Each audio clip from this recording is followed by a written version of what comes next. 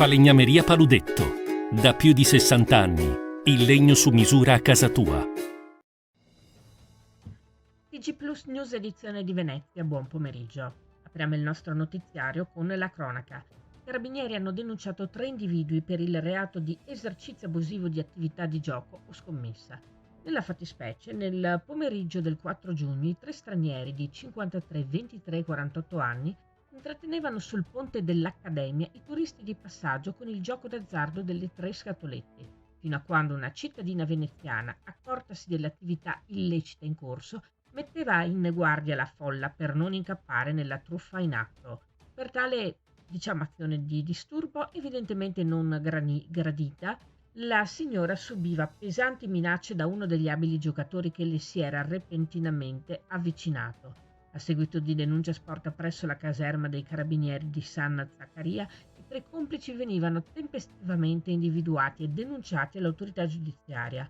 Inoltre, uno di loro veniva altresì denunciato per minacce e violazione del foglio di via obbligatorio dal comune di Venezia. Cambiamo argomento. Il presidente della Regione Veneto si rivolge ai giovani che da domani affronteranno gli esami di maturità. Domani, quando si apriranno le aule per gli esami di maturità, spero si riempiranno di giovani carichi di entusiasmo, con qualche inevitabile patema, ma profondamente ottimisti perché, come uso dire, solo i pessimisti non fanno fortuna e io a tutte queste migliaia di ragazzi e ragazze auguro tutta la fortuna del mondo. Così come rivolgo un pensiero di gratitudine a tutti gli insegnanti che li hanno sapientemente formati e gli amministrativi che collaborano a far funzionare questo prezioso gigante che è la scuola. E non importa se sfuggirà una data o un concetto, perché, conclude il presidente della Regione del Veneto, come ha detto bene il ministro Valditara, quello che conterà è l'elasticità di riflessione, non il nozionismo. E in merito all'accordo aziendale trovato al Casinò di Venezia, Fisascat Cisl Venezia si dice molto soddisfatta. Portiamo a casa molto più di quanto concediamo, spiega il capodelegazione Fisascat Cisl del Casinò di Venezia, Sabrina Zanetti, perché i minimi tabellari aumentano del 6% per tutti i lavoratori e i buoni pasto passano da 5 a 7 euro. Inoltre sono previsti aumenti di altre indennità notturne e di cassa e una revisione del premio di risultato, con un recupero di quote fino a prima non ridistribuite. A breve arriveranno gli arretrati da gennaio 2024 per i dipendenti.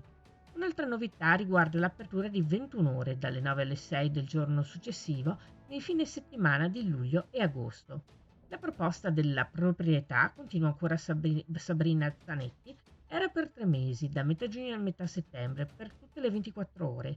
Invece siamo riusciti a ridurre a un bimestre e con una chiusura di 3 ore.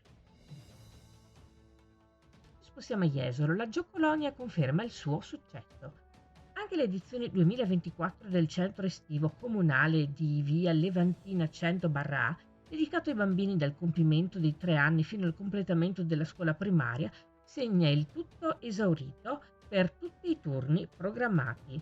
Nel dettaglio, la Giocolonia prevede il coinvolgimento di 150 bambini su 5 su diversi turni, dal 1 al 13 luglio, dal 15 al 27 luglio, dal 29 luglio al 10 agosto e dal 12 al 4 agosto, escluso Ferragosto, e quest'anno anche dal 26 agosto al 7 settembre.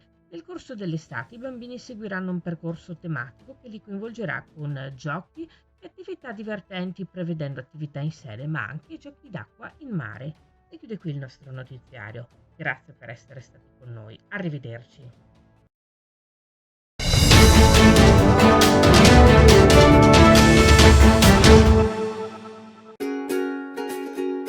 Falegnameria Paludetto.